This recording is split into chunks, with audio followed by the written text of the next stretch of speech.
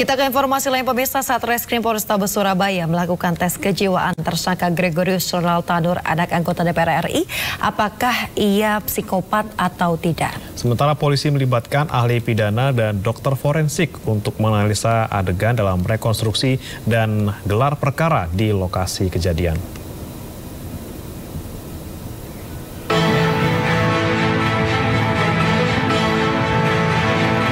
Rekonstruksi dan gelar perkara yang melibatkan ahli pidana dan dokter forensik dalam menganalisa adegan tersangka Ronald Tanur dalam dugaan melakukan pembunuhan terhadap pacarnya, Andini Sera Afrianti, telah dilakukan.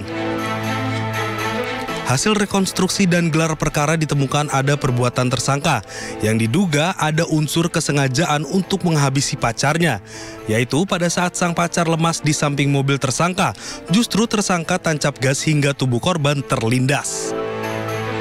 Sementara itu, Satreskrim Polrestabes Surabaya juga melakukan tes psikologis kejiwaan serta tes urin tersangka Ronald Tanur. Tes kejiwaan tersebut untuk mengetahui apa yang melatar belakangi tersangka sampai tega berbuat sadis terhadap kekasihnya Dini Sera Afrianti.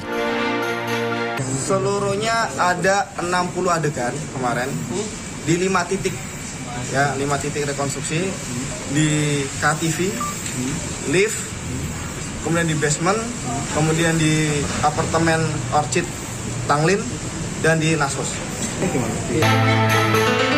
Selain itu, tes kejiwaan untuk mengetahui apakah tersangka tergolong orang psikopat atau tidak. Namun hingga kini polisi masih menunggu hasil tes psikologi tersebut.